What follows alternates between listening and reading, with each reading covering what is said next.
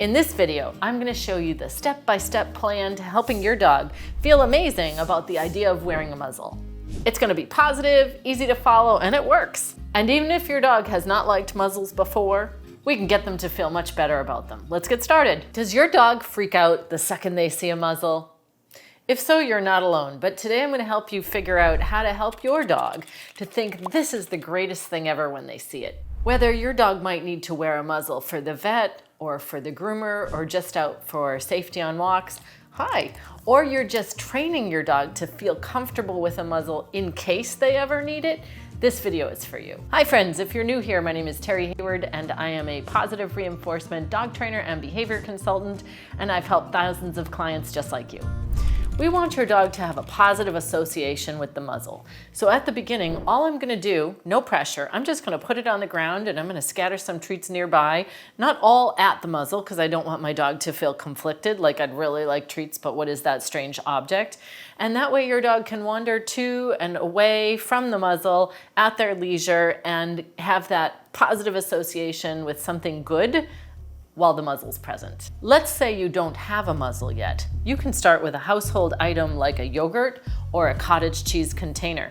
I'm gonna show you how. So if you don't have a muzzle to start off with, or if your dog maybe has had a previous experience that wasn't so positive, we can begin with a clean slate. As I mentioned before, you might want a yogurt container or a cottage cheese container, and at some point too, we'll cut the bottom out.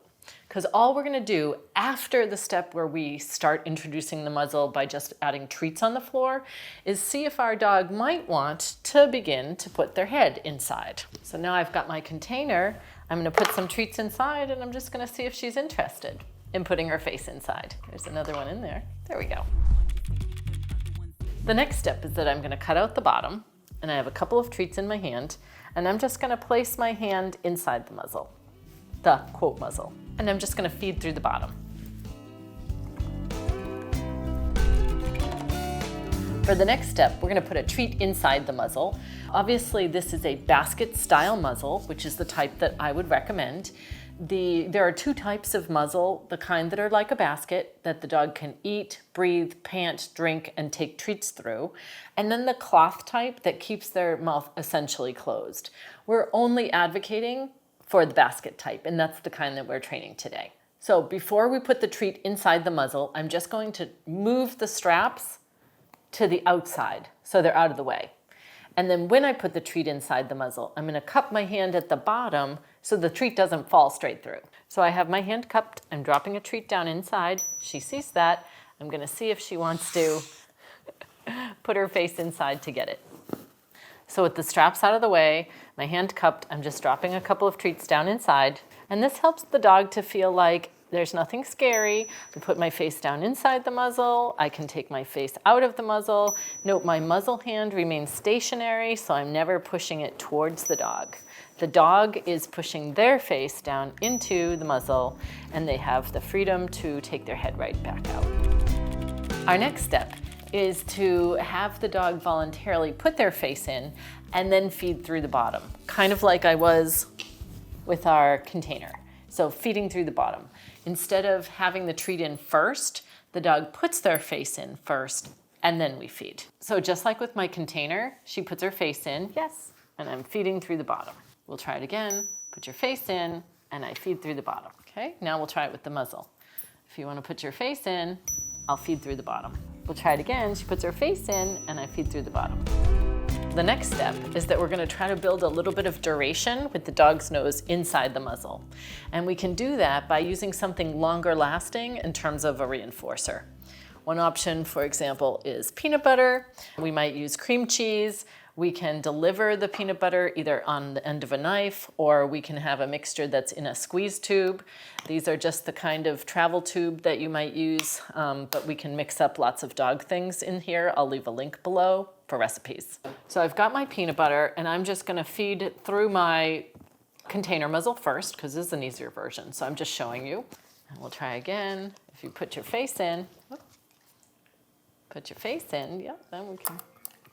So now, if she voluntarily puts her head inside, and we start to build some duration with her face inside the muzzle. Face in, yes, in. The next step is that we start to work on the straps. So some dogs might take a little bit longer than other dogs with this step. The key is to not rush it. So you want your dog to feel comfortable with the idea of them maybe licking something inside and starting to move the straps on the side of their head. So I've got a little peanut butter already in there. We're gonna see if she wants to put her head in. And then I'm just starting to move the straps up and around her head.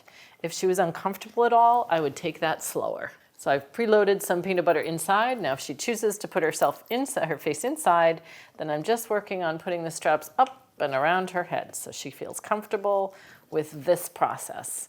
If she was uncomfortable at all, I would slow it down back to an earlier version.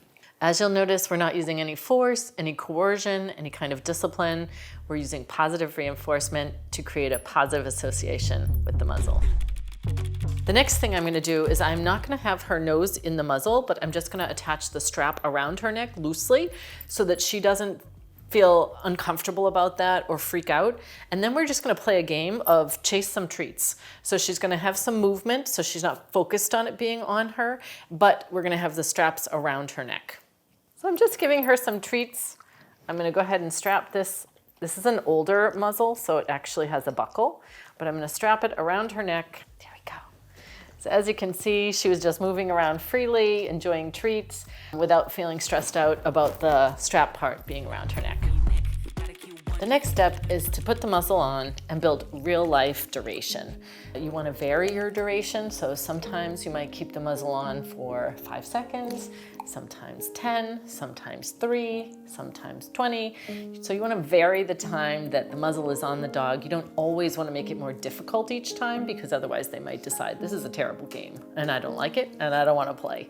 So instead we want to put the muzzle on and then start doing some fun things. Maybe you take a nice little walk, maybe you play the game that we were just playing with Find the Treats, and then over time varying and increasing your duration only when your dog is comfortable wearing the muzzle. You want to get to the point where your dog sees the muzzle and says, yes, I get to put that on today.